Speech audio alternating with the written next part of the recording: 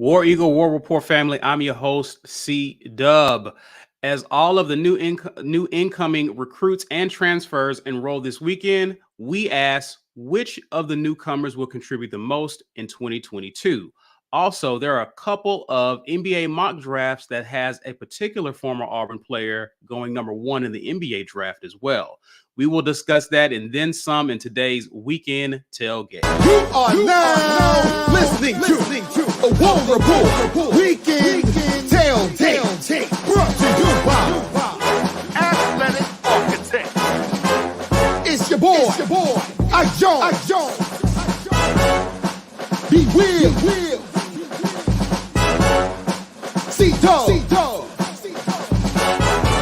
Mike G. Get ready, sit on back as we bring you the War Report weekend tailgate.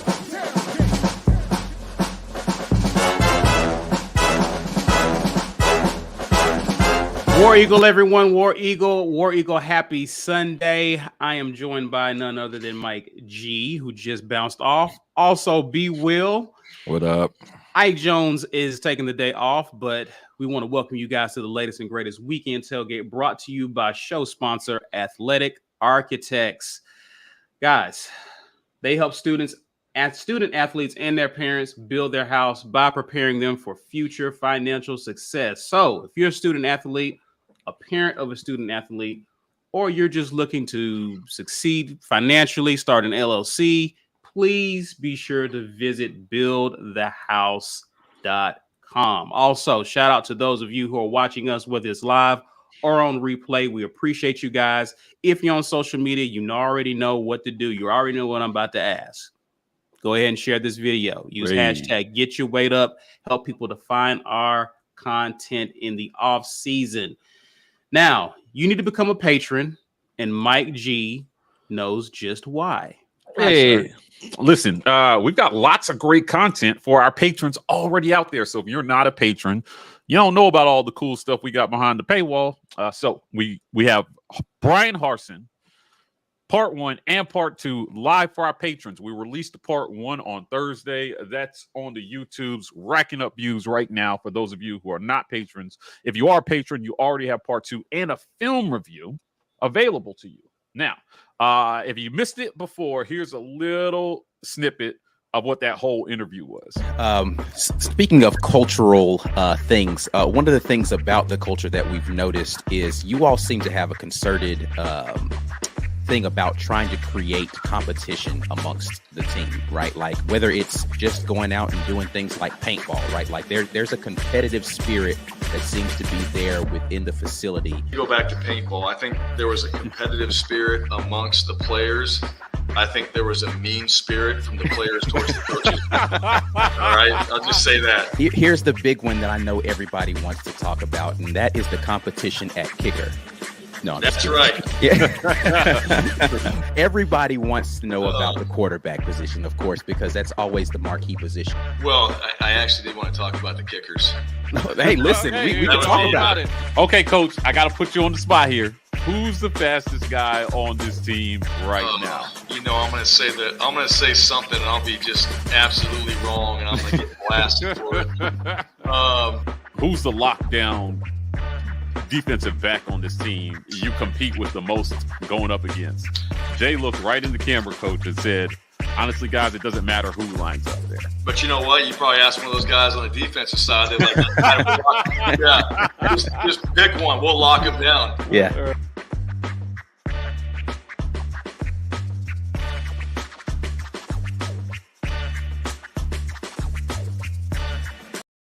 Fantastic conversation with Coach Brian Harsin. Big shout to him for taking time to sit down and talk with us. Check that out. Become a patron. Get access to all the special content we have for you guys on the other side. Guys, we're partnered with the Lee County Humane Society to raise money for a good cause. We're trying to help them hashtag save all the puppies. So visit our YouTube channel. Go to the About section. You'll see a donate button. Hit donate. 50 cents on every dollar donated goes to the Lee County Humane Society to help them in their mission to save every puppy. We're running a giveaway as always, and it's hot, so we've stopped giving away hoodies. Now you guys are getting t-shirts to keep cool. It took longer, Hashtag get your weight up in the comments. This is brought to you by GWT2 Energy Consulting Services. This is our guy, Walt Taylor, in the comments. Give Walt a digital high five for bringing you guys these giveaways every single live stream. So hashtag get your weight up, but you got to be here at the 1 hour mark to collect. So we'll draw at 1 hour. Hashtag get your weight up, get your spelling up, or it won't count. Now, we're on podcast. Every single podcast platform that's out here, the War Report is on it. The Auburn Express, powered by the War Report. We changed the name to make it easier to find if you're looking for Auburn content. So you can help us out by following us on Apple, iTunes, or on any other podcast platform that you use. The majority of you guys are using Apple. So just hitting that follow button helps us tremendously. There are tons of ways to support us, so you don't always have to give money or do whatever. Sometimes just your listen and your follow is enough to help us climb those podcast charts and help us continue to grow. So visit your podcast platform, subscribe today. If you don't win, you can just buy. The merch store is live. We got plenty of fly stuff in there for you guys. Ike designs this stuff himself. And last but not least, I want to give a special shout out to our title sponsor, Athletic Architects. As Caesar said, they're helping people get their businesses started. So they're running some specials right now over Athletic Architects. They handle the whole process from you from start to finish. And if you've ever tried to fill out legal paperwork, I can tell you, you want to visit Athletic Architects so they can take that off your plate. So big shout to them. Indeed. Before we get into the show, I want to point out something Bob Williams mentioned in the comments. Appreciate you watching with us, man, and appreciate your comment. He says, I liked what I saw from the Harsin interviews. And it seems to me, Mike and B, that because many people didn't know much about Brian Harsin, came from Boise, we just didn't know much about him. Right. And I think this interview, these interviews and the film review helped to humanize him and made him a lot more personable. And it seems as though even though people are sour about how last season ended, it's kind of opened their eyes to be a little bit optimistic and really warm up to Coach Harsin. What do you guys say about that? I think that there's what you're saying is true. So much of it is I don't know him. It wasn't that anybody could ever objectively say he's a bad coach. He did that wrong. We saw he lost some games that we thought he shouldn't have lost, but every coach has lost some games they shouldn't have lost. So that couldn't be why there was so much negative reaction to him coming here or him staying here. It was that they don't know him. But the only way to actually get familiar with the guy, you spend time with him, you talk to him, and there's some of that's on him. Year one, but he was juggling a lot. I mean, if now we know what he was dealing with behind the scenes, but imagine what we want him to come out and be all smiley and high-fiving us while he's got people probably trying to get him out of his job. That's a lot to ask. He had to figure out what the landscape was so he could clear house and make the program something that was truly his that he wanted to build. And now that he has taken those first steps, I understand why he's more personable, why he seems lighter on his feet. Like now it makes sense. Hey, you don't have to worry about so much going wrong behind the scenes because you got your back of house in order. And now I can be the guy that I always wanted to be out in front of the public and in front of the media. So I'm glad that he's survived this long. And I hope everybody continues to give him the benefit of the doubt as he continues to build the program that he wants to build. Then we make a fuss of what his accomplishments were or were not. But give the man a chance, man. You can see he's not an idiot. He's a football coach, right? A good football coach, and he just needs time to set things up the way he wants them to go. So I'm glad everybody's seeing him and starting to get to know him. Yeah, I agree with B. So I'll echo everything he said. I'll just say this. I think that they have realized the importance of establishing a good relationship with the media here. And not that they didn't know that it was important before, but you're drinking from a fire hose, man, taking over a program and that's back in the middle of COVID. You're trying to get a recruiting class together. You're to hold a recruiting class together. And there was just a lot going on in year one. For those of you who are wondering how some of these interviews happen, because I've seen it a lot in the comments. They say, "Oh, how did you guys get to Harsin?" Well, the other part of him sitting down and getting to showing us another side of himself is the relationship building that has to be done from our end. So I, just like anybody, coaches are human too. I just think you sit down with people that you trust and you like, and we spent a year building relationships around the athletic department so that when it was time to sit down, we could get a candid conversation from them. Now, I'm glad we got the interview when we did, because if we had got it in February, I think I would, or whatever the scandal was happening, I didn't want to have to talk about that stuff. But I don't know there would have been any way to avoid it if we had done the interview at that time. Right. So we got the interview when we did, and we got to put all that stuff to the side and just talk about, who are you, Brian Harsin, as a person?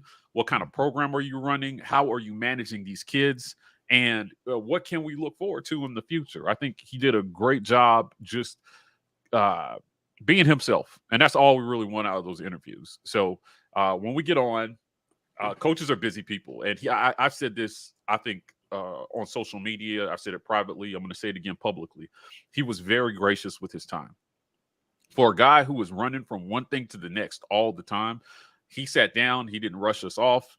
He just, we talked for probably about 20 minutes before we started recording. And then we talked for another 35 to 40 minutes after we stopped recording. He was interested in, I had met him previously, but he really wanted to know about Isaac as a person. And, he gave us some stuff on and off camera that I think makes me feel really good about the direction of the program. So, if you don't know what kind of guy Brian Harsin is, watch this interview. Yeah. And this won't be the last that we do with him. So, and I think that speaks to what Gabby, appreciate you hanging out with us, Gabby. She says those interviews were great. You could see how much Harsin enjoyed it as well. And so I think it was refreshing that Harsin understood, hey, you're talking to guys who just like ball. They want to get to know you. And you said it before, Mike G. If you're trying to present a good image to the Auburn family, you can use us. Right. We can help you do that. Well, what was interesting was we didn't tell him we were doing film review. I told Isaac, because you never know how a coach is going to feel about something like that. So I asked Isaac which plays. He gave me some plays. We pulled the film, and I kind of ambushed him with it. And I said, Coach, if you have a few more minutes, I just want to go through some stuff. And I pulled the film up, and if you saw this man's eyes, I mean, they were the eyes of a guy who loves football. He loves football. He likes talking ball. And man, we could have probably gone through all of A-Day if we had just kept going. But I only pulled the few plays that we went over. If I wanted to go through 20 plays, he would have just got lost in that. This guy loves football. He immerses himself in his craft. And I think that weighs good for Auburn football this season. Good stuff. Good stuff. Well, listen, let's talk about this weekend. The 22 signing class and our transfers are reporting, and summer workouts begin. This is on a Sunday, of course. It begins on Monday. Is that correct, Mike G? Or is that it's this week? I think it's Wednesday. Wednesday. Yeah. It begins this week. So players are starting to report, and the expectation is that everyone is supposed to be accounted for going into summer workouts. And so just to give you an overview of who all Auburn has or is expecting from our 2022 signing class, as well as our transfers, they are as follows. As you guys recall, with our signees to the left of this graphic, you can see Damari Alston, cornerback Austin Osbury, Camden Brown, Trey Donaldson, and he has an asterisk there. And down below, he will only be playing basketball. You have Jay Fair, who's already on campus, Holden Garner, who's already on campus, Gilbert, who's already on campus, Gordon, who's already on campus, Harris, Amari Kelly is supposed to be enrolling. Of course, we know about Jeffrey Mba, Alex McPherson, the kicker, Jadarian Rhyme, who's expected to enroll, Micah Riley Ducker, Keontae Scott, who is expected to enroll this summer, who's supposed to help our secondary or our cornerbacks. Eniche Sledge, Caleb Wooden, who's already been on campus, and 4-star linebacker Robert Woodyard. For our transfers, you have Eugene Asante, Ashford, Zach Calzada, DJ James, Jason Jones, Morris Joseph, Craig McDonald, and DeZalem Worsham. And so what I think will be fun today, guys, is as we are discussing these guys, I want to know who of these contributors do you think expect to contribute the most to this team's success in 2022? I want you to pick 5. Okay. I want you to pick 5, not 5 of each, but 5 amongst that you expect to really be in rotation and really contribute to the success. Now, it doesn't necessarily have to be in order of least contributor to most contributor. You can just name your 5. But I'm curious to see your thoughts on who you expect of this list to really be a part of Auburn's success this upcoming year. Now, I can go first if that buys you guys some time. I wouldn't even need it, but yeah, go ahead. All right. So for me, number 5 I got Jay Fair. I got Jay Fair. We're talking about a position of need in wide receiver, and I like Camden Brown. I like him a lot, but I think Jay Fair getting on campus, learning the playbook, he's going to be the guys that Camden Brown will lean on to kind of get acclimated and understand the offense. I think he has a great shot. We saw him get some action in A-Day. I like what he brings to this offense. We've even talked to a few players in our interviews this offseason, and his name has come up quite a bit. And so I like this kid's ability. I'm looking forward to see what he does. And so I think he will definitely have some opportunities to get into the playing rotation and make some noise as far as a newcomer. And he's actually the only person from the recruiting class or signing class that I have listed in my top 5. Okay. So number 4 for me is Jason Jones. This is also a position of need, seeing as though we had a large defection. We had Jeremiah Wright move over to offensive line. And so we needed someone who could basically just take up space in the middle. And from all accounts, Jason Jones appears to be the guy up to the task of being able to do that. So he's my number 4. Number 3 I have is DJ James. He will definitely be in the playing rotation. I like Keontae Scott. I think Keontae Scott will definitely push for some playing time, but I like what DJ James brings. He's also, again, another guy who's been on campus already. He's getting acclimated, and he has playing experience. I like that about that. He has a lot of playing experience. He is expected to contribute a lot, and I think he will contribute a lot on this defense. Number 2 for me is Craig McDonald. I think this guy will actually potentially get a starting spot. He will definitely be in the playing rotation for sure. And this is another guy who I believe has a lot, who has a lot of experience, who can contribute immediately. Again, we losing Smoke. We're losing a few other guys. And I know we do return some guys back there, but I think Craig McDonald will be an important piece in terms of newcomers. And I think he will contribute early and often throughout the season at safety. Number 1. Oh boy. I'm going to go with my head on this one and go with Zach Calzada. I think Zach Calzada will be number 1 because, again, I think he will win the job. Again, I'm rooting for whoever wins. I'm excited about the competition, but given his experience, something that this coaching staff has shown that they rely on heavily to run their offense, I think Zach has a great chance of winning this job. And just by virtue of him being the quarterback leader of this team, I definitely think he has an opportunity and a shot to win this job and actually contribute in this offense, especially if we're able to address some of our woes from last year in terms of completing passes downfield. Zach was excellent at doing that. So I think in terms of the newcomers, I think he has a great shot. I'm curious to see what happens with Robbie Ashford because was very excited about him signing on. I'm curious to see what he does. And I know, Mike G, you talked about this on Locked On in terms of there could be opportunities for him to see the field regardless of outcome. Right. And I want you to talk about that when you give your list. But that's my list. But I want to hear from you guys. Who wants to go next and who kind of wants to elaborate on this? I'll let Brian go because I've given my thoughts to some extent. I think number one is Jason Jones. That's number one. Like you said, we lost a lot of people on the defensive line. To have a bona fide starter back, especially a bona fide starter who has a couple years left, priceless. I'm glad we picked him up.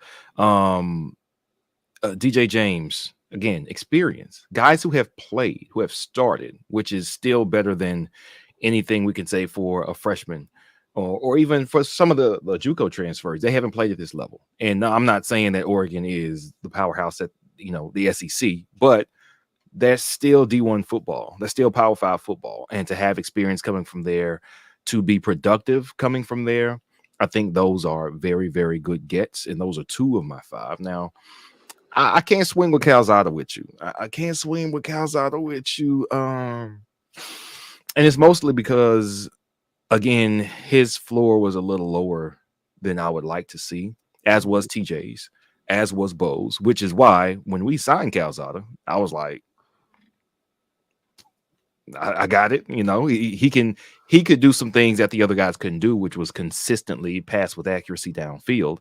But his shortcomings in other areas left me feeling like about average. If I averaged out highs and lows, we're kind of looking at a very similar player than to what we had last year, and even with Finley. So I think the running game will be able to do more for us than, let's say, our running game being more productive will be a bigger saving grace for us this year than the quarterback position, is something that I think.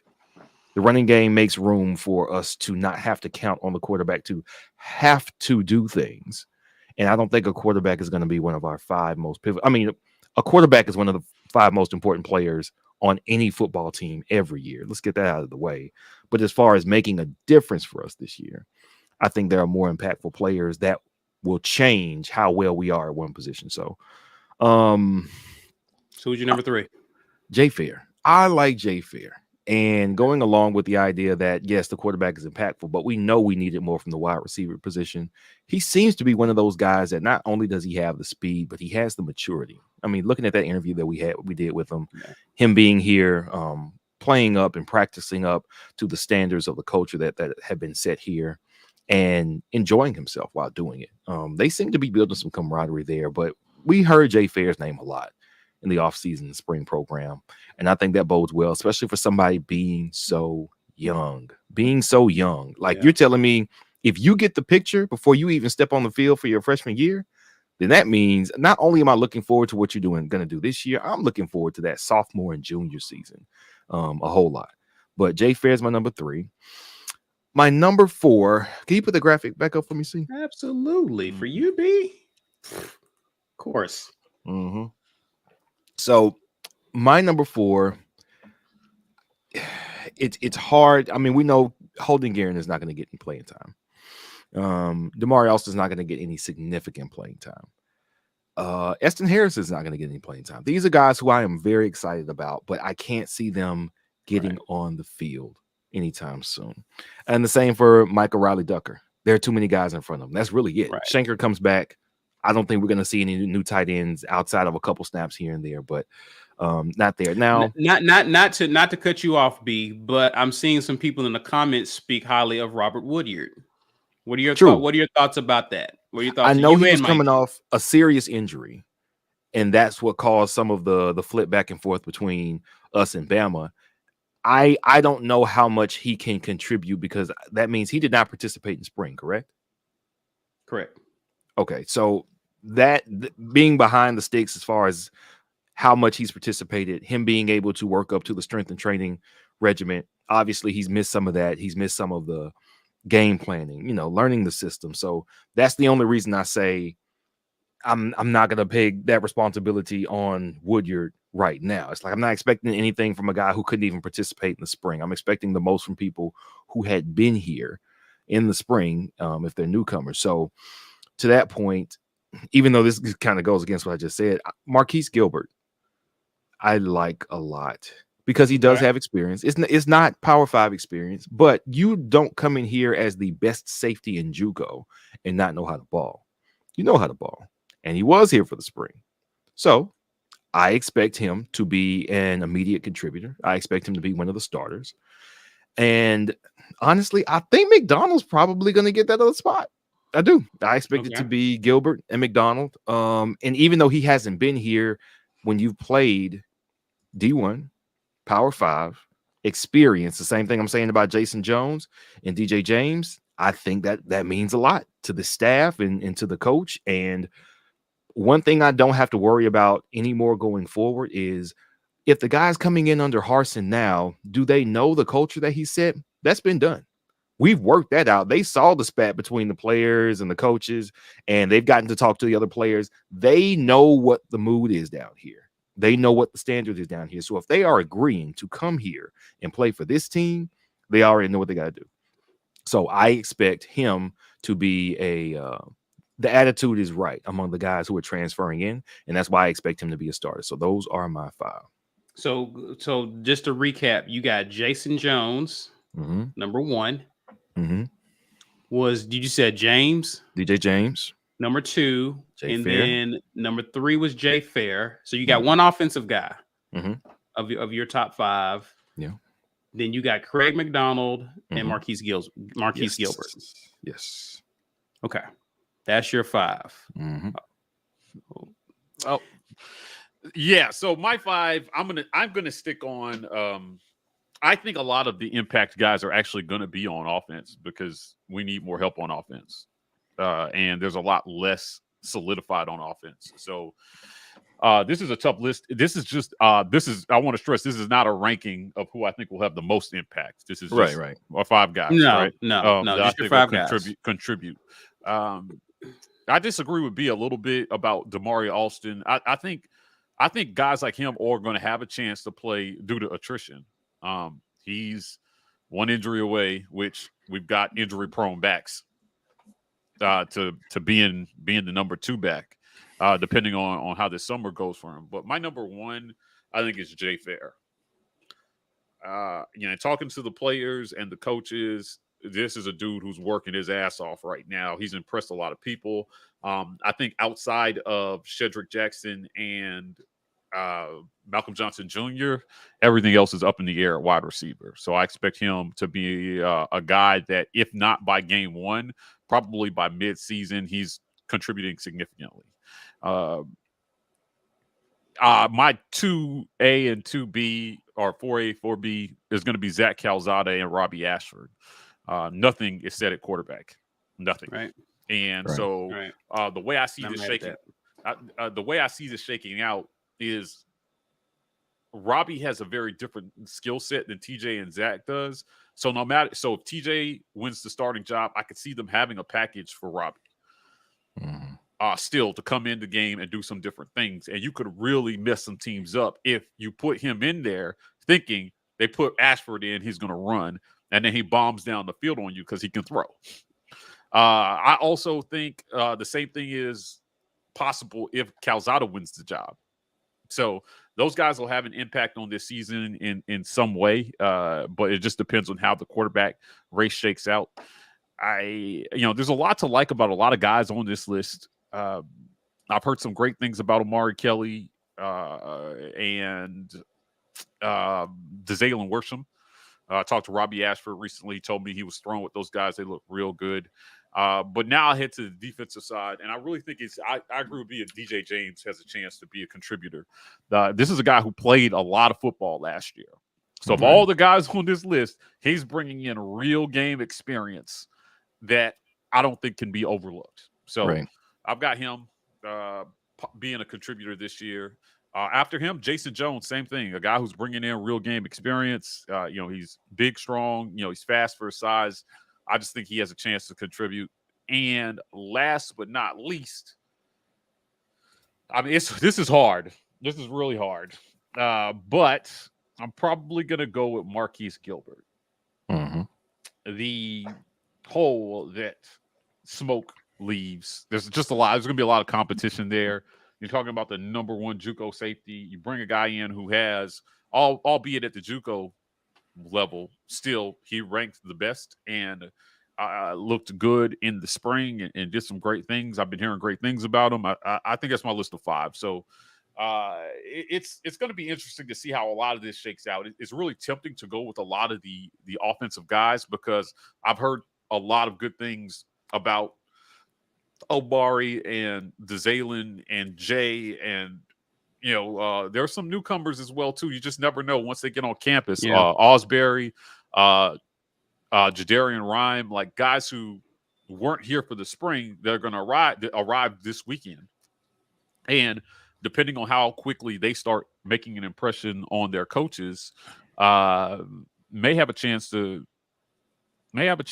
contribute here early. So this incoming class brings our scholarship numbers up, I think, to 80. The limit is 85, so we have 80 scholarship players on campus now as of this weekend. And with having that much space to fill, a lot of these guys, I don't know. It's really tough to just pick 5.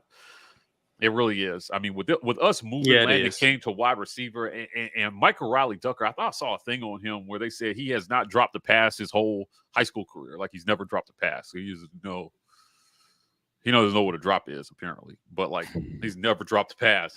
And legend has it. Yeah, the legends say this man catches everything. But, like, this is a good crop of recruits. I think they're very underrated. I think that stars aren't everything, and if this staff evaluates better than the last staff, this group has a chance to surprise. I promise you, there will be at least 3 names on that list that nobody saw coming that's going to have a productive season this year. Well, I guess before we get to the break, how excited does this make you when you consider the competition that's going to take place in the fall, and that, as you mentioned, Mike G, these jobs are up for grabs and they're not being handed out. And you can just pick whoever you want, whether it's at QB, safety, cornerback. Like, how does that make you feel about the competition and how more battle tested these guys will be going into the season? Yeah, I just think we're getting back to a culture of just having dogs out there. Guys who want to be the guy. Teamwork is great, but if it's me, I'm Chris Todd did it out there, man. I'm like, listen, this is my life. This is what I work for. If anybody's going to go out there first, it's going to be me, and you can go out when I'm done. That's it. Yeah. I think competition is back. I think that the expectation that jobs are going to be handed to people is gone. And I can tell, and that's from our conversations with the coach and the players. Yeah. I hear a lot. There's been a lot of. I do want to address something that has been on my mind lately. From the fan base, I don't really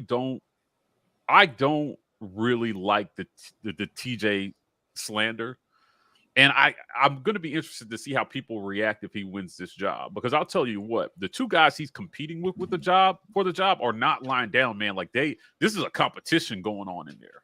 Yeah. And I feel really good that if he wins it, he really won it. Yeah. Because Robbie Ashford is coming. Zach Calzada wants this. Right.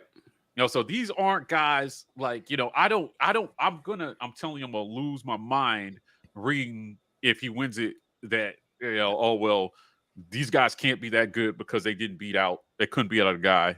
Like, nobody can improve in the offseason. But I feel really good. I feel good about the quarterback position as time progresses. I think I'm really looking forward to seeing how Robbie contributes. I think that Zach has a chance to do something special. I just think there's a competition going on in there right now that's good for the team. And we've been sold every year that there's a competition. The number 2 guy just missed it. This year, that might actually be true. Right. The number 2 guy might have just missed it. And we have multiple skill sets in that QB room right now. Mm-hmm.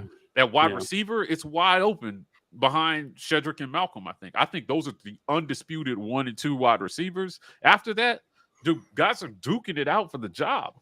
Mm-hmm.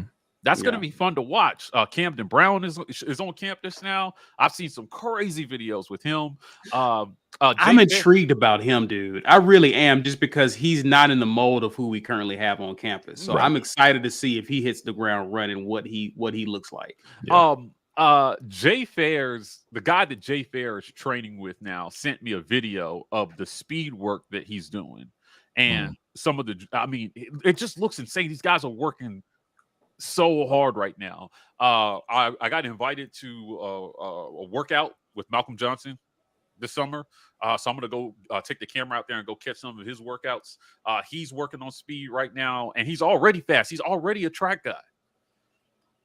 So these guys are adding to their game. They're adding to their repertoire. And it's going to be fun to watch, I think, if the receivers develop the chemistry with the quarterbacks that we hope they are this summer. And I'll tell you, it's happening because I hear about their throwing sessions. These guys are putting in the work. They like that people are down on them. They like that people think that we're a 5-win football team next year. They're embracing that and saying, you know what? I had one player, I won't name him, but we were talking recently. He said, you know what, Mike? We'll give you a front row seat since y'all. Well, he said, what did he say? He said, we'll take all the 5-win people. We'll still let them hop on the bandwagon later this season after we start winning. Don't worry, we'll still take them on the ride too. And I was just like, I was like, you know what? Again, that's the type of mentality I want our players to have. Right. Yeah. He's saying, you know what? Doubt us now, but don't worry, we'll still accept the bandwagoners after we put in this work this fall. I love that. I don't have to go out there and win the SEC West to prove it. Listen, if you're Auburn is a 5-win football team person, we'll be lucky to win 4 or 5 games. If you're one of these guys, if we win 7, I don't want to hear crap from you. I don't hear anything from you because you said we were a 5-win football team. So if they do 2 games better than that, they not only improved over your expectation, but they improved over last season as well. Quiet. Right. I hear a word from you. Right. You know, if you are a Harsin's going to be going after this year, if anything over 8, silence from you for the rest of the time. I don't hear from you. Because there's so many people out there parroting that, and I just feel it's so disrespectful to the hard work we know is being put in right now. Now, other teams are working too. They are.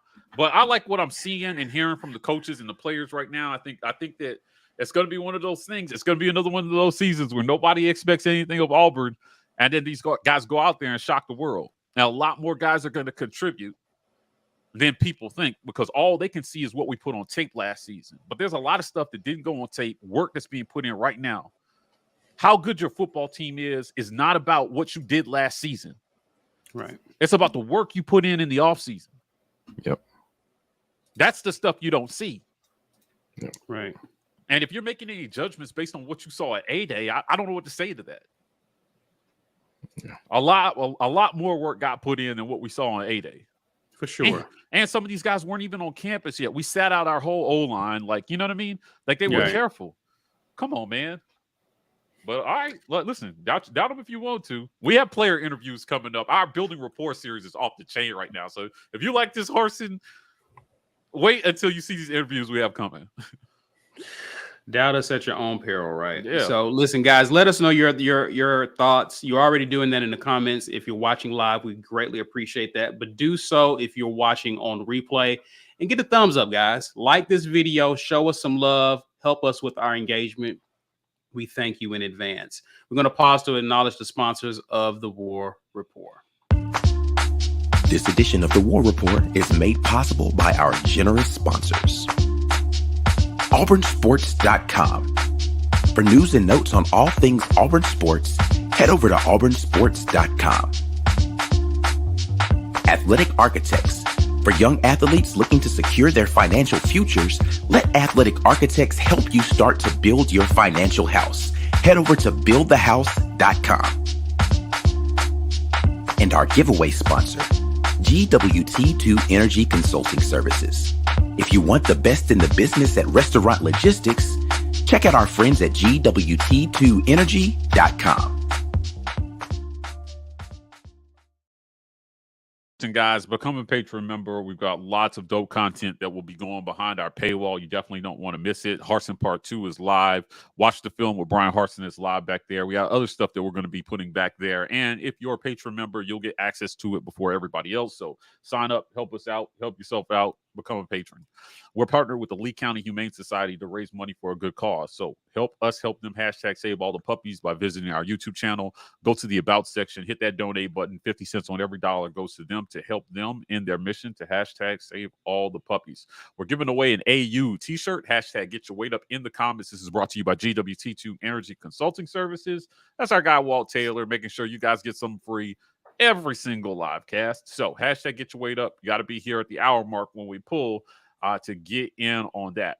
Guys, we're on podcast, every single podcast platform. This is a growth area for us right now. Right now, the podcast is surging. So if you are listening to this and you are not subscribed to us on podcast, you have no excuse. Head over to Apple Podcasts, hit follow. That really helps us out in ways you cannot imagine. So we're continuing to climb the podcast charts. When people search for Auburn football on Apple Podcasts, we want to be the ones that pop up first, and you can help us do that. So check out the Auburn Express powered by the War Report on podcast. And if you want to go back and re-listen to a lot of these interviews, we're posting these interviews on podcast right now, so it's a little bit more car friendly or chore friendly or anything else friendly. I want to give a shout out to our title sponsor, Athletic Architects. They are doing some great stuff, helping athletes get prepared for their financial future in the era of NIL. So quick word from Athletic Architects. Young athletes need the tools for success on the field and on the court. And now more than ever, in the arena of business. In the new era of name, image, and likeness, Athletic Architects is here for young athletes and parents to help prepare for your financial futures. Let Athletic Architects start helping you build your house. Visit buildthehouse.com and let's build. Athletic Architects sponsoring our weekend tailgate. They're doing great work over there, helping people get their LLC started. They'll handle the whole process from you from start to finish. So get that LLC, get that pass through set up, head over to Athletic Architects. You don't have to be an athlete to use their services, though. They help everybody. So special shout to them. Let's go ahead and get to some of these comments that we have. Grind, we appreciate you watching with us, sir. He asks, what's y'all's thoughts on future 3-6 SEC schedule model? Here, Bama, Georgia, and Vandy will be our three. Be Will. Talk to me about it.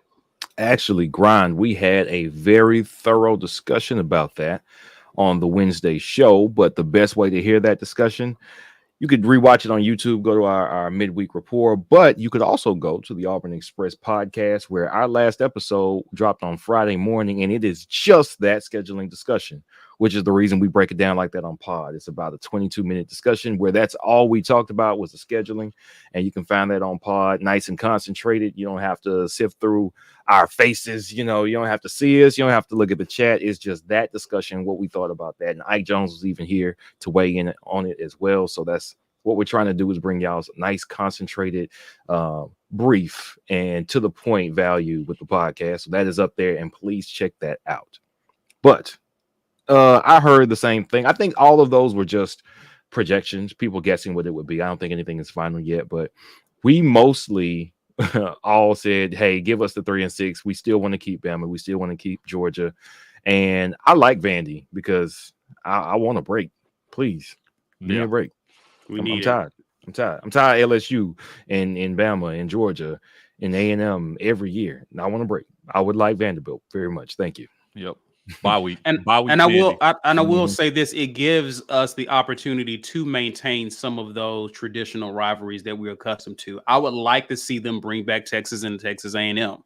I would like to see, them maintain like that Red River rivalry. Like those are some rivalries that I think needs to be reinstated. And so I think this 3-6 gives us an opportunity to enjoy some of those rivals that have been lost with this conference realignment type stuff. So I'm cool with 3-6.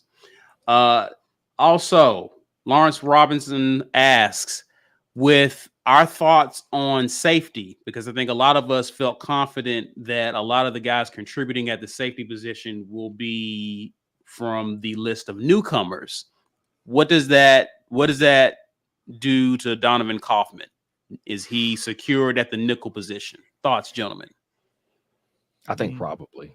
I don't think he played fantastic when he was in at safety last year, but I also think that he had a lot to contribute, willing to put his nose in there to get dirty on the tackle. Moving him around, I think, is the best thing for him. Maybe some of it's his size, I'm not sure. But I think nickel for him is the best case scenario. We got some bigger guys, some rangier guys at safety who can maybe they aren't as fleet of foot, but they seem to be able to physically handle the safety responsibility a little bit better. So I think Donovan Kaufman probably gets bumped to nickel, whether it's by Gilbert or Wooden back there. I think he's probably going to end up at nickel. Yeah, I agree with me on this one. All right. So, Walt, glad to have you in here, buddy. Good to see you and appreciate you for being a sponsor for our giveaways. Always appreciate you. He asks, aren't we thin at linebacker? I think so. That's why he has Woodyard as one of his list among the list of newcomers he expects to contribute. Now, just to throw off the name of some guys, I heard some people mention this in the comments, and I think this is a fair critique. Owen Papo has been prone to injury, so I can understand you're not banking on him to play throughout the season, given his history. But you have guys like Wesley Steiner. I know he's been kind of up and down during his time here. Cam Riley, you have Desmond Tisdall, you have Joko Willis, okay? You have Eugene Asante. And for me, how tough is it? We talk about being a running back and learning protections, right? Pass pro. How tough it is as a freshman running back to come in. But how often do we see freshman linebackers come in and be able to contribute and be effective at that position? Not frequently. Very infrequently does a linebacker come in. Unless he's just special. Yeah, he has to be remarkably special. I think we can have guys get in and start to contribute their freshman season, but just be the guy from day one. Like, I don't know the last time I saw that here. Wow, when was the last time I saw that here? I don't know. I don't think I've ever seen a middle linebacker come in like, listen, I'm the dude, follow me. Like, usually sophomore season, they pop up and they're that guy, but not freshman year. That's tough. Trey Blackman, but I want to put an asterisk by him. Yeah, because he wasn't. Man, it was disappointing. Yeah. I mean, like a super 5-star, right? Yeah. Recruit that just didn't amount to much here. Yeah. So I hear you, Walt. I just know that's tough for kids coming out of high school to understand that position. We saw the drop off with Jacoby and how guys who've been here at Auburn was struggling to pick up their assignments. And so I just think, again, unless he's a special talent, I would love to be wrong there, but interesting to see what he does. He's a talented get. I think he will be very useful for us down the road. I'm not sure if it's this year. Let's go ahead and get into the second topic of discussion. Guys, let's talk about the upcoming NBA draft. Now, we're going to discuss more about Auburn basketball because the deadline for players to withdraw from the NBA draft is upcoming. I believe it will be on Wednesday, the 1st. And so we have two guys already, in addition to Jabari Smith and Walker Kessler, who have thrown their names into the hat for the NBA draft. They've yet to withdraw their names. So we'll pick that up on Wednesday or later on. But I want to talk about two mock drafts that has Jabari Smith listed as the potential number 1 pick in the upcoming NBA draft. Kyle Boone of CBS Sports basically projected him to be the first player taken. He was followed by Gonzaga's Chet Holmgren, Mike's boy, as the second player selected, followed by Duke's player Paolo Banchero. I believe I said that right. both of the mock drafts had them listed in that order. Now, Kyle Boone said this. He basically noted Jabari's size, which many people have pretty much praised him for, being an elite shooter at his position, a capable defender, and he basically have the tools to be a potential future NBA All-Star. Brett Siegel of Sports Illustrated basically says that while I'm quoting him, while there's still some internal discussion amongst the Magic's front office on who to go with, the general consensus around the league points to them going ahead and selecting the Auburn freshman first overall. And he notes his size, length, scoring, and a winner's mentality is what Orlando gets with Smith here with the number 1 overall pick. And he also mentioned that while Chet Holmgren would pretty much be a center in the NBA, Orlando may be okay there. And so I think if you're at this point, you're going for a guy who can get you buckets. And I think that's what makes a guy like Jabari Smith a very attractive selection for first round, because we've seen this guy can score in bunches. So those are one of the things that they noted. Just want to hear from you guys. Would it be a travesty if Jabari Smith doesn't get drafted first overall? It'll be a travesty if Chet Holmgren gets drafted over Jabari in any kind of way. Your boy? Hey, Your boy? Like I got B. Will Jimbo vibes for Chet. Hold on. Let me get you ready to throw this shade real quick. I think in this era of the NBA, your big man needs to be able to shoot. We're seeing a lot of these big men that are stretching the floor. They can shoot. This dude can't shoot. He's made of twigs. And I'm not saying that he can't bulk up and put on weight. I just wonder what that'll do to his game. Right? I just don't see how his game translates to the NBA. I don't. I really don't. Not enough that if I'm looking at Banchero from Duke or Jabari Smith and saying, yeah, this is my franchise guy, Chet Holmgren. I think this will be a Darko Milicic level mistake. I do. I think that's the level of a mistake drafting Chet Holmgren will be number 1 overall. Now, if you're wondering who Darko Milicic is, if you don't know, I was gonna go with Sam Bowie, but we'll go with Darko Milicic. Yeah, like Darko. Almost everybody in the end, the next 5 guys that got drafted after Darko are all still in the NBA. So I think he got taken with the number 2 pick. All of them, but D-Wade isn't. Well, I think Bosch was part of that class. Recently. I mean, okay. But I understand your point. Are going to be Hall of Famers. My whole point is he ain't worth shit. Like, he's awful. Here we go. Like, it was not like doing good. I mean, it was a franchise sinking mistake to take him with the number 2 overall pick. You see what Joe Dumars is these days. Right. Everybody that got drafted around Darko turned into. You picked the one guy that is in the top 5 that's going to end up not being like a Hall of Famer. All the rest of those guys were franchise guys. Yeah, that was a can't miss draft, though. To your point, you couldn't miss. You couldn't miss. Literally, I mean, you talking about missing a target from 2 feet away in ideal conditions, and I think that's the type of mistake drafting Chet Holmgren will be. Now, I'll eat my words if this young man goes out here and kills it in the NBA, and somehow his game translates, and they find a way to use him, because if he's successful, I think it'll be more about how the system that they utilize him in and how they use him that makes him successful. He'll be a system player. Mm-hmm. Yeah, for sure. But he's not going to, I mean, when I think about a franchise guy, I think about a guy who can go out there and just change the whole complexion of a game on his own. Well, you change that whole team. Like, in other words, you have to restructure the team around this guy. Right. Right. Like, LeBron goes someplace, man, they're an instant contender. That's the guy he's been most of his career. Yeah. When he leaves that place, they fall into the NBA dungeon.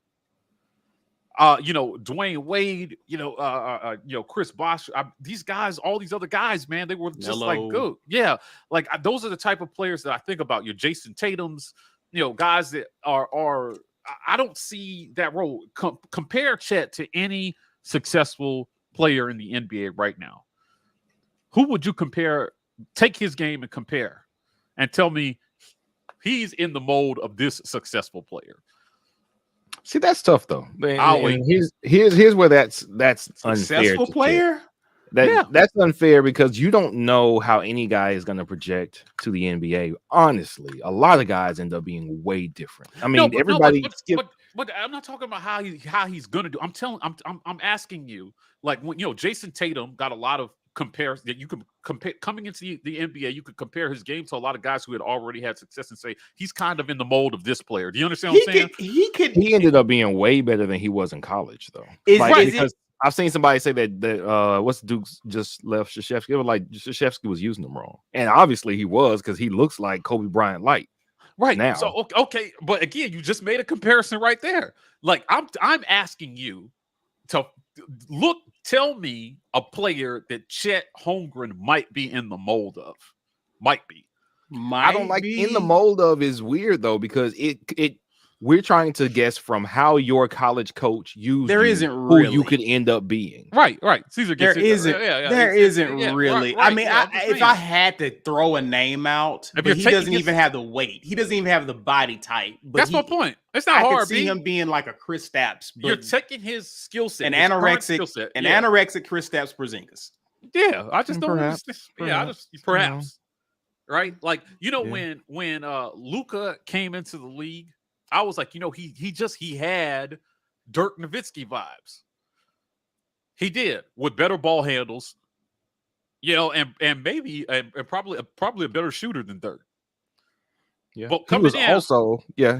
You know what I mean? Like that's the only. I'm asking you to take Chet and do that. Because you should be able to do that if he's truly a top 5 pick. Thinking of. If you I don't agree with that. If you cannot, you're saying that his skill set is so unique that there's nobody like him. So here's where I disagree, and we can disagree. Obviously, we disagree a lot. Think about a guy like Draymond Green, right? Okay. His skill set is being able to defend 1 through 5, invaluable. Okay. Being able to rebound, right? Being a very good passer, like running the break and being a distributor on the fast break. All right. At Michigan State, he did not project as Magic Johnson without an offensive game, except he can play defense. But that's kind of what he is. He is, I'm going to run, I'm going to defend. Magic Johnson, I just say that because he can run the break and pass. He does everything except score consistently. Everything. Draymond didn't project that from college because Tom Izzo coaches Draymond play hard defense, be a big guy. Because in college at 6'9", he was actually on the football team. You are a big guy. So at what does 6'9", okay, so but again, my whole wait, let me finish. Let me finish my point. Let me finish my point. Let me finish my point. Though at this point in the game, nobody was comparing Draymond Green to Dennis Rodman after his first year in college. And that's what you're trying to do. It took Draymond getting on a team with a head coach who knew what he was doing, with other players already filling certain roles to say, hey, Draymond, here are the roles we got left. Can you do these things? You missed my point. No, you're trying to project way too far ahead. Yes, you are. You could look at Draymond during his time in college and say, you know what? He has a skill set that fits in the mold. Whether he became that or not is not the point. The point is he had a skill set that you could look at and project that he would have some level of success at the NBA level. I'm asking you to take Chet Holmgren and do the exact same thing. What does he do that makes him a top 5 pick that you can't get out of other players? So I'm going to be honest with you. It doesn't matter that Draymond was a scorer in college and wasn't in the NBA. That wasn't my point. My point is that you could look at the multiple skill sets and say, this guy rebounds like this guy, or he does. How they use him, how he ends up being used is beside the point. I'm telling you, I'm looking at his shooting and I'm thinking, okay, I'm looking at his size down low. I'm seeing he got bullied. a lot. Every time they went up against somebody that mattered, he was a non-factor. Drew Timme was the heart and soul of that team. Drew Timme was the heart and soul of that team. Yeah. And this guy is supposed to be a number 1 overall pick. Give me a break, man. I just don't. I don't see what part of his game translates to him being picked over a Jabari Smith, who is I agree with you. Who is your ideal almost everything. And I could look at Jabari and say, hey, you know what? He could shoot like this guy, or he can defend like this guy. And like I see multiple skill sets that Jabari has that translates to success at the NBA level that I see in current players that are successful at the NBA level. I agree with you. All I'm saying is I also never watched one Chet Holmgren game because I never watched one Gonzaga game. I'm not going to lie to you. I did not care to watch Gonzaga. I was worried about Auburn, and I didn't think it mattered how good Gonzaga was if Auburn was the best team that they could be. And after this one, let's shift back to Jabari when we get. I thought this was hilarious. Walt Taylor. I saw this. Ran this comparison. Sean Bradley. I think he's a better shooter than Sean Bradley, but of the mold. I got it. What's Sean doing now? I think he was just in like a tragic bike accident. And was he? Yeah, it's not good news. Okay, all right, we'll move on from that. But okay, hold on, wait. Let me get to this comment real quick. So Steve says, and now shout out to our guy Auburn Memes on Twitter at Auburn Memes if you don't follow him, because he has all the Chet hate in the world, and I'm here for it. He talked about this a lot. Whenever they played anybody that mattered, this stat disappeared. He shot awful from 3 against anybody who was anybody. Right. So this stat was inflated somewhat by their weak schedule. He's not going to get that kind of space in the NBA. He didn't go off in the tournament. He did not. I just don't think it translates because against real competition, he didn't dominate like this. He didn't shoot 43% from 3. He just didn't. So you're telling me he's a big man that can hit wide open threes. Okay. I mean, we're seeing more of that. Like Al Horford is out here hitting threes in the NBA right now.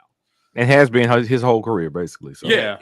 He can actually shoot. He can actually shoot the ball. I mean, you've got Grant Williams is a 3-point shooter. Like these guys who rebound well and can bang down low, but also shoot threes. Right. I just don't. PJ Tucker, yeah. Maybe he works on this part of his game. I just don't see that his 3-point shooting translating to the NBA level. I just don't. There has to be, for his height, there has to be a level of physicality. Also, too, because those guys who can stretch, they also can do a lot of the dirty work down low. And he literally has to get his weight up to be able to do some of that dirty work because he's going to be a liability on the other end of the court. I just don't see him being able to defend. Maybe he can, but the physical. When you play against the Miamis, the Bostons, the Memphises, you know what I mean? Like, I just don't see him. I see him being a liability on the court, which is why I don't see why you draft him that high. Right, yeah. So if I'm looking at him and I'm looking at this kid from Duke and Jabari Smith, I'm flipping a coin between Paulo and Jabari. Right. I could see either one of those guys being just if not a franchise guy, like one of those guys who's your solid number 2 that you get crazy production from. I mean, currently in the playoffs, I would say, Steph Curry goes out there and does his thing, but Klay Thompson can take over a game at any moment. Right. Jason Tatum is an excellent guy, but Jaylen Brown can go off at any moment. I see Banchero and Jabari in that mode of guys who could eventually be a guy that if the number 1 is having an off night, they can carry their team on their night. I don't see Chet doing that because he didn't do that at Gonzaga. Right. I agree. Yeah. I mean, and this is part of the false value created from being on Gonzaga when they played through the West Coast Conference for the entire. It's like it's so hard to compare apples to apples when we're playing the competition we're playing down here, the SEC, and y'all are playing teams where the tallest guy is 6'8". Like that's a very significant difference. And I don't know how they evaluate anybody playing through that conference and looking great and then playing against similar height and size, and all of a sudden you're not the same player anymore. To me, that would be one of the biggest red flags ever. Right. Yeah. Let me ask you guys this. Sports Illustrated, and I believe it's Brett Siegel as well, he's projecting Walker Kessler to be the 25th pick going to San Antonio. And there are other mock drafts that has Kessler going late first round. Mm-hmm. What do you think will be the impact of having for Auburn having two? We've already had two players drafted before, just last year with JT Thor, right? And Cooper. JT left too early, man. I hate that. I agree. Yeah. But we're having guys leave and actually get drafted in the first round. We already know the Auburn as a brand, as a national brand in college basketball, it has just been growing over the past few years. But how much more attractive does that make Auburn, knowing that guys came here and in 1 year boost their draft stock so high to where we got guys, we are almost guaranteeing guys get drafted first round? Yeah, I think what it does is it makes the recruiting process a lot easier for our head coach. Now, in the era of NIL, where everybody thinks that these kids are just choosing money over everything, development still matters.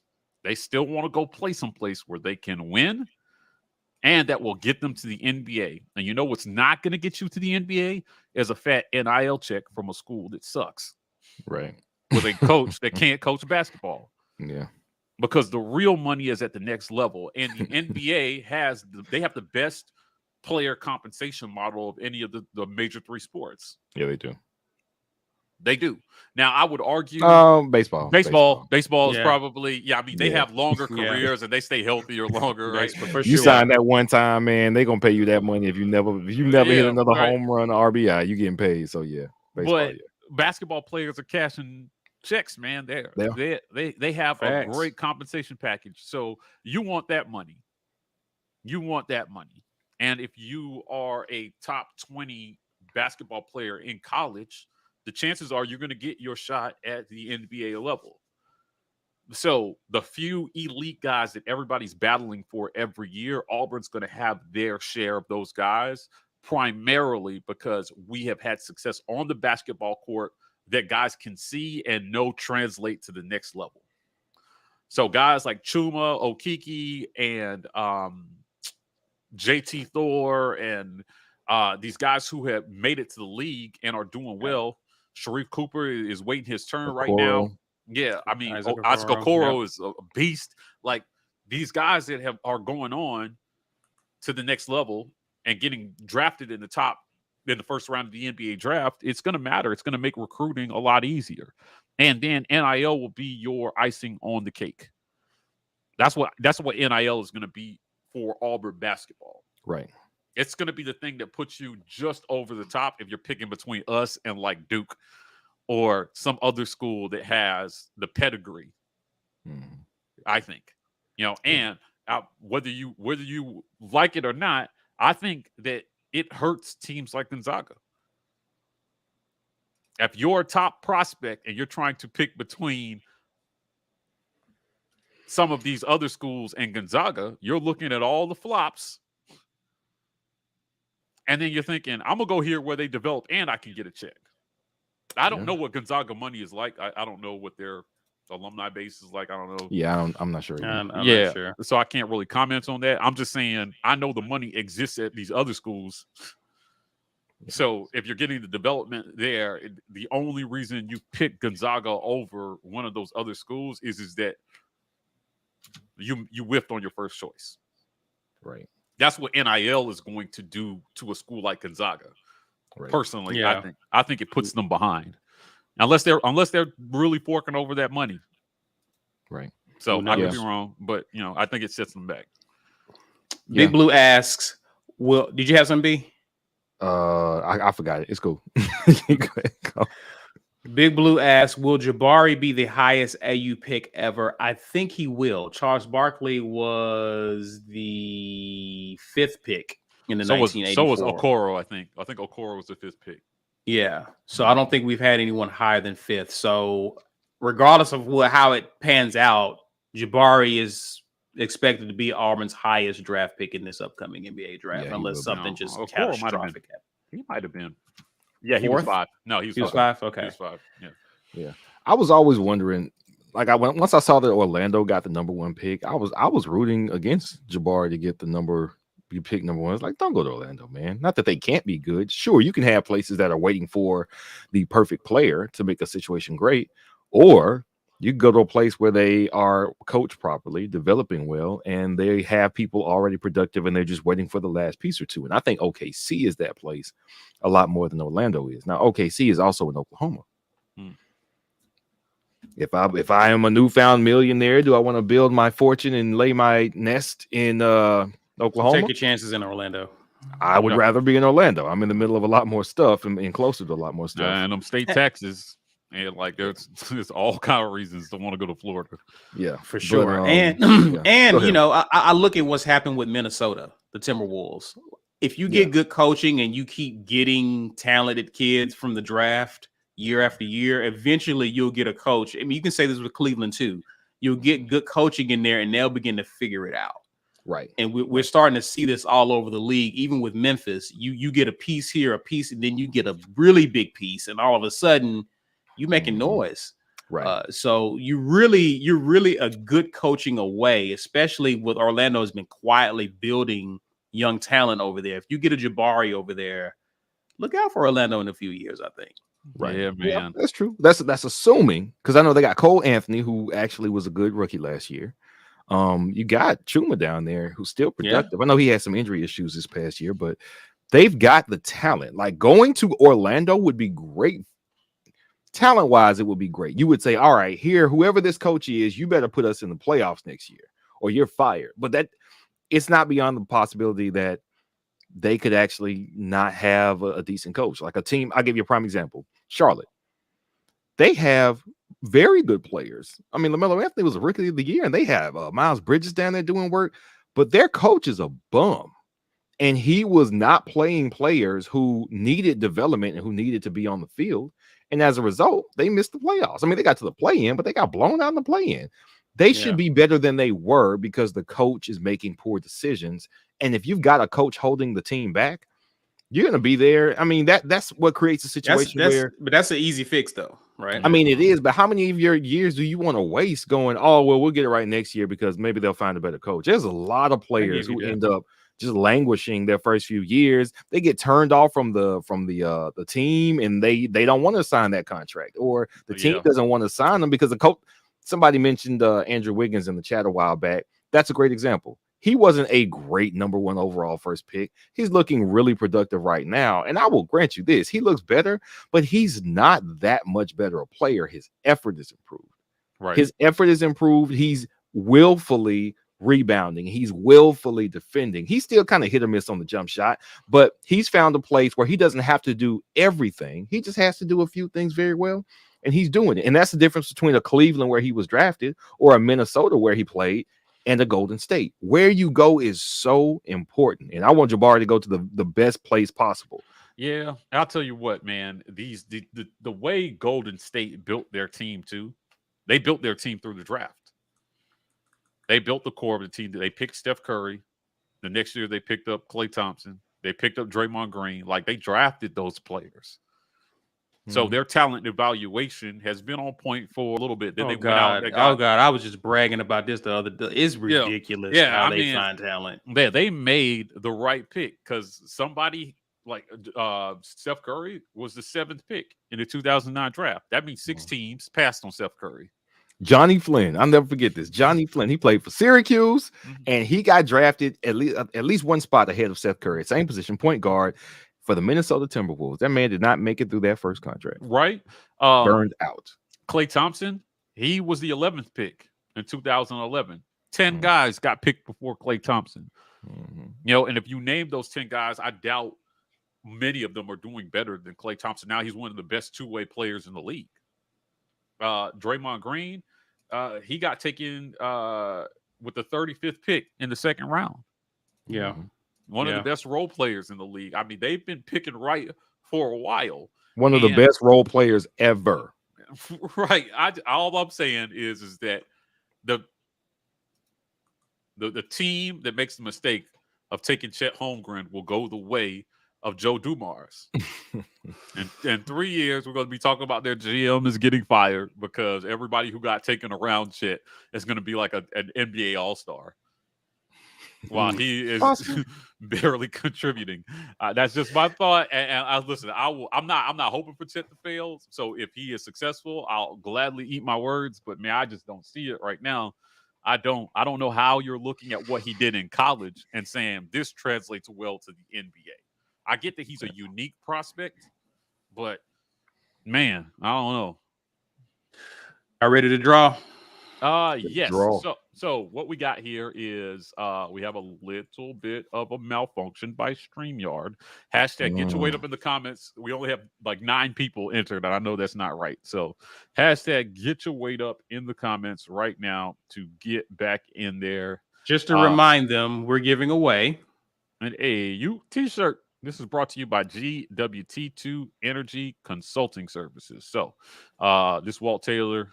Walt brings you guys these drawings. I see you guys getting in there. Hashtag get your weight up. We're going to draw. I'm going to wait. I'm going to give everybody a fair chance to get back in. I prefer it this way because now we got people who are just entering in. They're likely to be around whoever wins. So it's all good. Yeah, when we hit 50 here, I'll hit a draw. But while we're waiting, we can do some questions. Gabriel, check your spelling there, Gabriel. Gabriel Sledge. See, y'all be mad at me. Let's do some questions. Did you have something, Mike? Go ahead. Yeah, I mean, I just wanted to throw in a little bit more Chet slander. Hey man, you know what? Do your thing, man. Go ahead and get off. Because when I go Jimbo, I get my feel. So you go ahead and do your thing. Yeah, I don't know, man. I have problems. I had major problems with Gonzaga's fan base during this tournament. That's what it is, honestly. I think you fell in love with slandering Chet and you can't let it go. Yeah, it's just their fan base was so delusional. Like as Auburn fans, we knew we had major problems. We did. We knew we had major problems with this basketball team that reared their head at the worst time. So I don't think any Auburn fan was like super confident that we were going to go deep in this tournament. We knew we had a chance if our guys were on that day, but it's the NCAA tournament, so anything could happen, and most Auburn fans were reasonable about that. Gonzaga fans just did not. It was a special kind of sunshine pumping. They just did not want to admit that Chet had major holes in his game. That and their history, their recent history. They are blowing it every year for a team that gets the easiest path to the Sweet 16 every year. Man, they were really just coming up short. I just didn't get it. And so I went on this one Twitter space and it got heated. The guy that was in there, I was like, Gonzaga is the greatest program ever. And I was just like, I'm sorry, man. Like, this is like the worst kind of homer take I've heard in a while about any team. Because after they played Memphis, I was just like, guys, like, there's no way you're super confident going in after the Memphis game. There's no way you guys are super confident going into the next round that you're going to get out of that game alive. And I would have said that if it was Auburn. I just thought, hey, man, listen, we won, but we didn't play that well. Yeah. And the refs definitely helped them in that game. And there was just a bunch of things to worry about. I get it. I get being a homer, but I just think when like you run a podcast and you do certain things, there still has to be some level of objectivity there. And it just was lacking anywhere on their base. And they had, you're talking about like little brother syndrome on another level. Yeah. I get it because we play football in a state with Alabama. So I get it when people don't expect you to do anything from year to year or they think you're overrated. I certainly get it.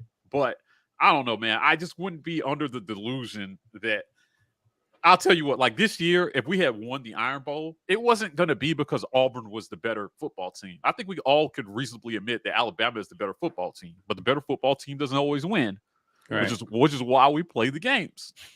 Right. And I don't know, man. I just thought there were a lot of teams better than Gonzaga. And I thought it was obvious based on their schedule and who they actually did lose to. And if they had played in the SEC, I think they would have been a four seed at best. Arkansas was tough this year, man. Texas A&M not making the tournament was a complete travesty.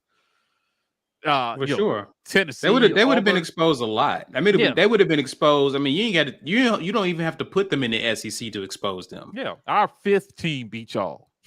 Alabama. The team that finished 5th in the SEC beat y'all. Yeah. Come on, man. Like, I just don't know. Anyway, all right. So we're gonna draw here. Hashtag get your weight up. You got a couple more seconds to get here. I see Mrs. Wilson in here. I'm feeling good about her chances with only 29 entries. All right. Oh yeah. She is upset at y'all too that she hasn't won this shirt. Well, be upset at this. Wait. When you say y'all, are you in part of the y'all? Who's clicking the draw button? Hey, that's no bearing on anything. Hey man, I don't click. Boy, B trying to sleep at night, ain't he? Yeah, I'm not pushing y'all better button, win my wife this shirt.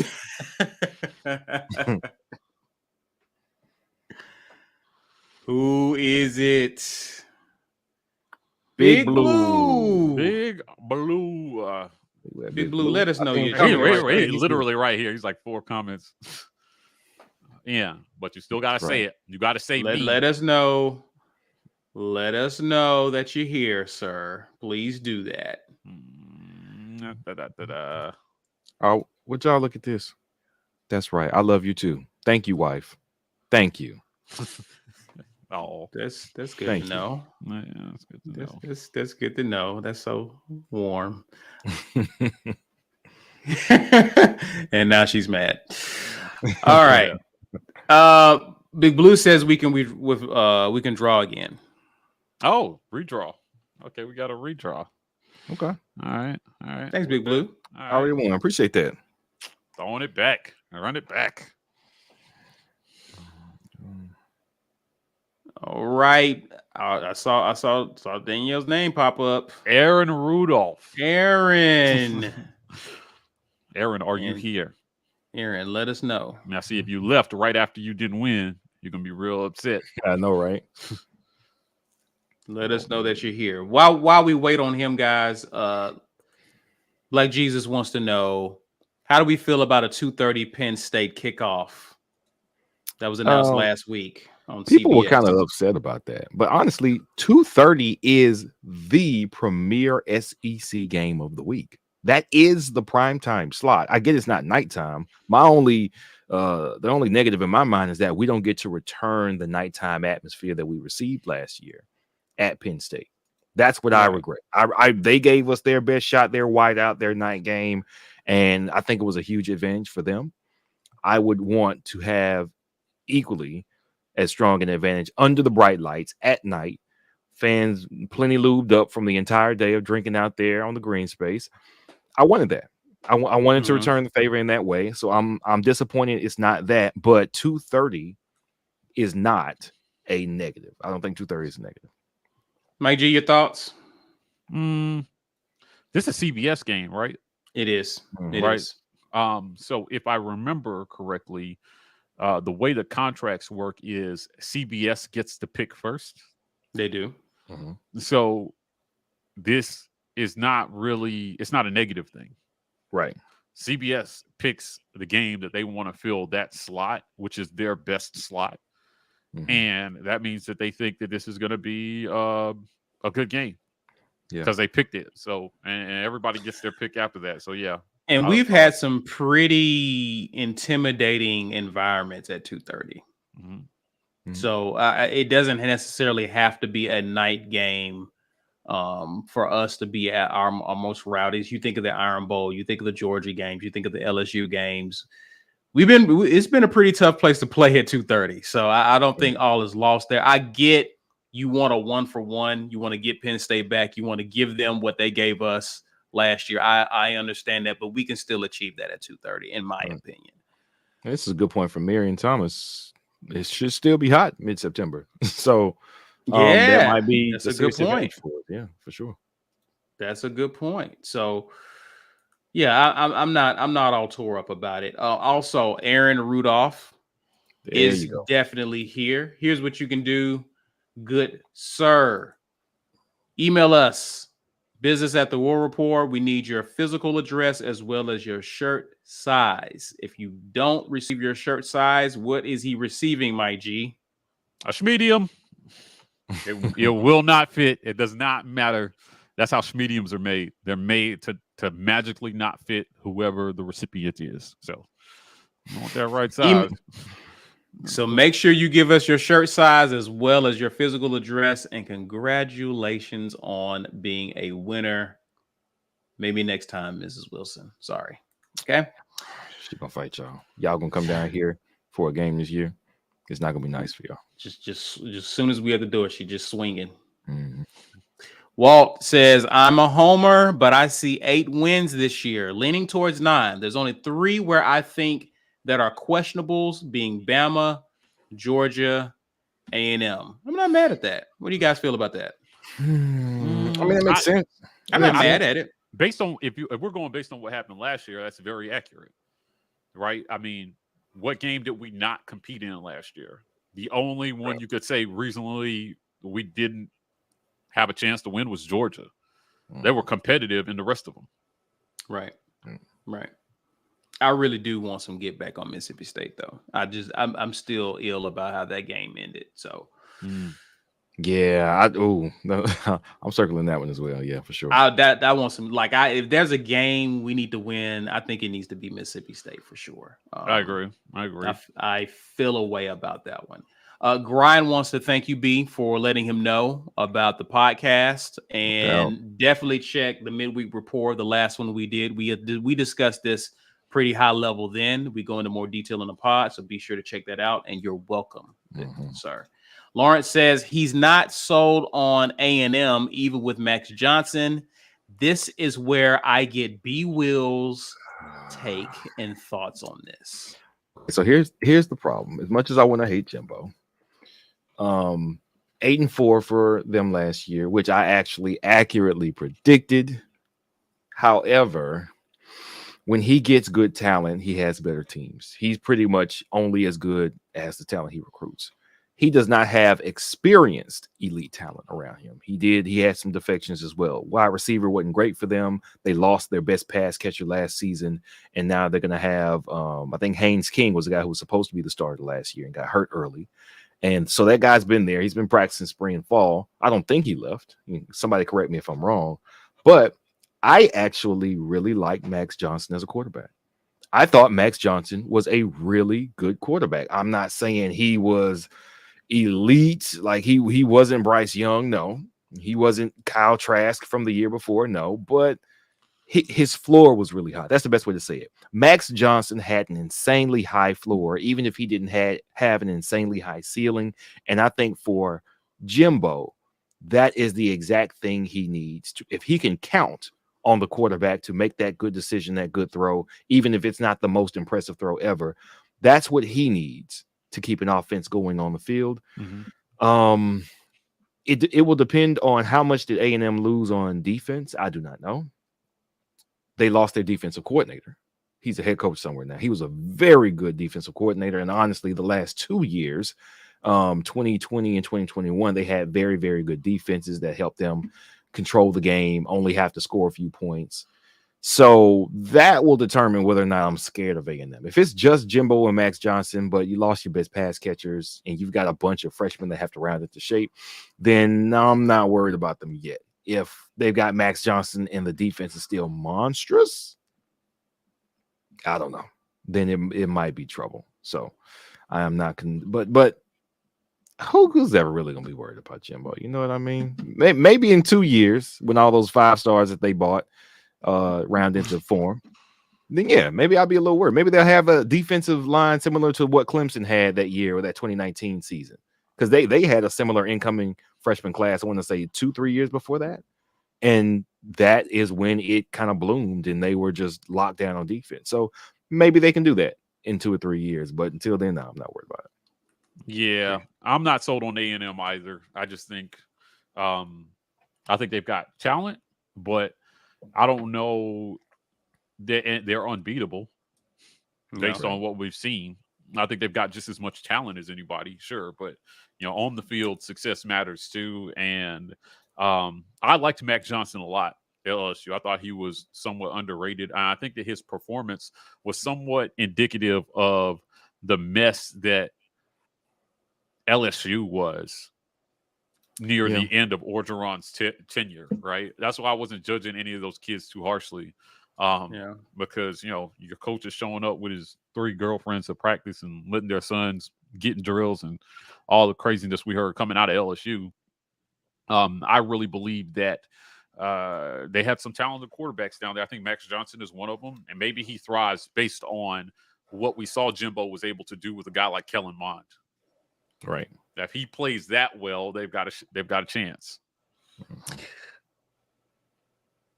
I got an idea. Big Blue says Chet needs that get your weight up shirt. Get me his address and I will send one for free. I'll send him a backup too. I'm trying to think, what should we do? What should we do if Chet Holmgren? Okay, let's do this. If you send him a t-shirt if Jabari gets drafted higher than Chet. Okay, Mike G. Okay. But if Chet goes first, you gotta buy a Chet jersey. No, absolutely not. I refuse to agree to that. Never gonna happen. Never. He said no very quickly. No, I refuse to agree to that. Oh man. Nope. I'm not in. I'm not in. Put on Chet's jersey, dude. Yeah, I mean, Walt. Why is Walt in here slandering Kellen Mond? Walt. Kellen got himself drafted in the 3rd round. I thought that was a small miracle. I thought it was incredible. I didn't see that happening. I was just like, what? Like, I don't think he was on anybody's draft board going into that season. Nah. Yeah. But the NFL is terrible at evaluating talent. Let's be clear here. They have no idea what they're doing at quarterback. Most of the time. It's hard to project. Hard. So if you find somebody in the 3rd round, you think maybe he wouldn't be the worst thing I could do, then hey, I don't think where somebody gets drafted in the NFL draft is ever like the feather in the cap for a college or a program or the guy that people think it is. Man, you make it to those second contracts, please, and then let's reshuffle that and see how it goes. For sure, I would definitely agree with that because at the end of the day, you're talking about a lot of guys who just like Tom Brady and Russell Wilson was like a 3rd round pick, and a lot of the career guys are just they weren't 1st rounders. Right. So I don't know how anybody really looks at what's going on there and says, hey, this was. It's just an inexact science. I think we experience a lot of that at the college level as well too. When you're trying to pick these kids, and that's why we say like stars aren't everything. Right. There are kids like Roger McCreary who you saw that stat. He was like the 900th rated recruit coming out of high school. Mm-hmm. Right. So nobody was projecting him as first pick in the 2nd round, potentially a 1st round pick. Right. And that's what I think we're all crossing our fingers to hope that this staff can find more Roger McCreary's so that even though the class may not be as highly rated as it looks, it will end more highly rated than people who had higher ratings coming into us. Like the results on the field, the result of the process should net us more if they're better at evaluating talent than some of these people who are assigning stars. Do you guys remember when we did King's interview? He was talking about how like one of the reasons why he wasn't highly rated was because when these recruiting services got started, you had to pay. Right. Mm-hmm. Yeah. I remember that. You had to pay to be a part of that valuation, and it just was not like they weren't going to pay. So I wonder how much of that is still relevant in today's recruiting. I would love to know how these guys. How can you evaluate? There's so many high school football players, right? No, and assigning a rating to all of them, like I just can't imagine that it's possible to properly evaluate millions of high school football players. Right. So your coach has to have the eye. Mm-hmm. Your coach has to have the eye for the talent and know has a group of people around him that's really good. I mean, you just look at what happened with Chiswick, right? Mm-hmm. And the system was like, there's a guy down here who's playing quarterback, I know you're not looking at a quarterback, but sir, please get this guy. Yeah, man. But we need this guy, right? Like, so I just think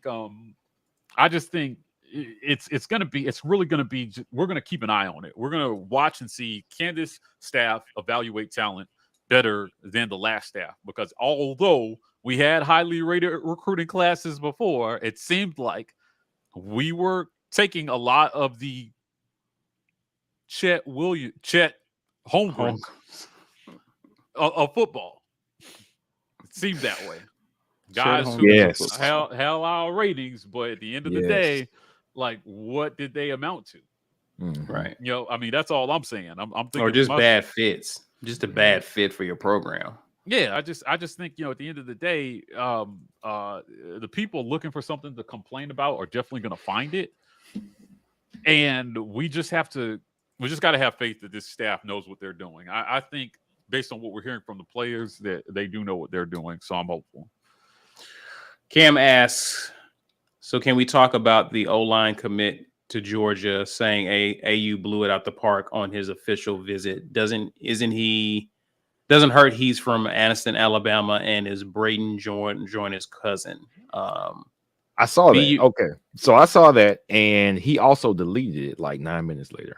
He had a tweet saying, "Oh man, it was so fun. It was him and the entire coaching staff on the field," and took a picture, and then he deleted it. Now, I don't know what that means.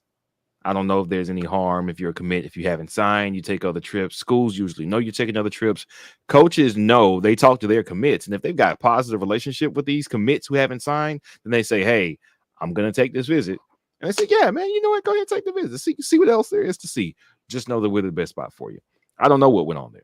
I don't know why him deleting it is more suspicious to me than if he had just left it up, because we have entertained and tried to poach many a recruit who was committed to other places, and it amounted to nothing. So if there was nothing there, then you leave it up. You still sign in Georgia this time, or February or December next year, and then it's no problem, right? But why delete it? His connection to Braden Joyner, I think, is a really, really big deal, because that's not just, hey, I know a guy that I played on the team with, but he was 2 years ahead of me, so we weren't really tight, and he told me that they're banging out really big NIL deals, or all this stuff is going on, all these perks. No, it's a guy who is now on the ground floor, who could tell you what it's going to be like on the ground floor, and that is your cousin, and he's going to be playing that position with you. Now you have a reason to be playing with your cousin, Division I SEC Power 5 football. I think that's got to be a draw. And the turnaround from 2 years ago, what our offensive line recruiting looked like, to now, I don't know, man. I don't know. I don't know. It seems like there might be some smoke there, and I'm eager to see if our staff can follow through and land that deal. Hey, listen, the recruiting efforts have been juiced up recently. Yep, for sure. And they're starting to find their footing in recruiting, and Auburn is still a great destination for college football players. So I think that they've established who they are as a staff within the region now. If you missed our interview with Brian Harsin, we asked him about recruiting and the importance of recruiting in state and getting good football players from the state of Georgia. And this crop of recruits coming from Alabama is supposed to be the best ever.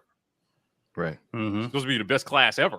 So Auburn has to get their share, and I think the staff knows that. So they're coming up with creative ways to try to impress these kids. I know a lot of people still are talking about NIL this and NIL that, but I think that this kid's comment really proves that the work that we're putting in recruiting, the other things still matter. Right. Yeah. They still matter. And listen, you have a need at this position. So it's easy to sell these kids on having an opportunity to contribute where you have a need. Let's not shortchange the fact that after this year, Auburn's going to be looking high and low for bodies to fill those starting spots. Yeah, man. So for any kid coming in, hey, we have a job opening. Right. You can come in and compete for it. So that's going to be your ultimate recruiting pitch regardless. So Riley M says, did Brian Harsin say he listened to the War Report? Did he say that to you, Mike? I don't know. I mean, I hope he does now. It came on, so I assume he does now. I don't know. I don't know. I didn't think that. Now he didn't say that to me before our interview. Gotcha. I know he knows who we are, but I doubt any college coach has time to sit down and watch a show like ours. I would almost be like, I'd be flattered if he did, but I would assume he has more important things to do. I would be I'd be a little concerned too. Like, yeah. If he's sitting around watching a show like ours, right? Like, well, unless he's on it. Absolutely. Well, Mike G, tell the people why they need to become a patron now in the off season. Oh, listen, we've got lots of great things going this offseason. Definitely want to give a shout out real quick before we end to our sponsor, the Rogue Shop. This episode of The War Report is brought to you in part by Rogue Shop. Looking to reduce stress or improve your quality of sleep? Rogue Shop has you covered with a wide range of premium products, including gummies, bath salts, and oils. Go to rogueshop.com and use code RAPPORT when you check out. That way, they know we sent you. All right? Hey, Rogue Shop. We appreciate them. Listen, guys, they're running a sale at the Rogue Shop right now. 30% off all gummies. No code needed. 30% off at the Rogue Shop right now. Go over there. Support us by supporting our sponsors. RogueShop.com. 30% off all the feels.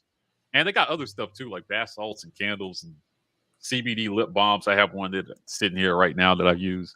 So they got great stuff over there. They're a great sponsor of the War Report. Now, besides supporting Rogue Shop, you can become a member. This is another great way to support us. You guys know what this means. It means you get early access to a lot of the stuff that we're doing, including part 2 of the Brian Harsin interview that we did with Coach. So we put out part 1 last week. Part 2 is coming this week, but if you're a patron member, you already have access to both parts plus a film review. So become a patron, get access to that, as well as other dope content we have coming in the future. We're partnered with the Lee County Humane Society to raise money for a good cause. Go to the About section of our YouTube channel, hit donate, 50 cents on every dollar, helps them. Hashtag save all the puppies over at the Lee County Humane Society. So we appreciate the work that they're doing. Guys, if you didn't win the t-shirt, you can just buy one. Go to our merch store at thewarreport.com. You can support our content there as well. We're on podcast, every single podcast platform. We're out here in these podcast streets doing work, climbing the charts. You can hit follow on Apple Podcasts or whatever podcast platform you listen on to support us.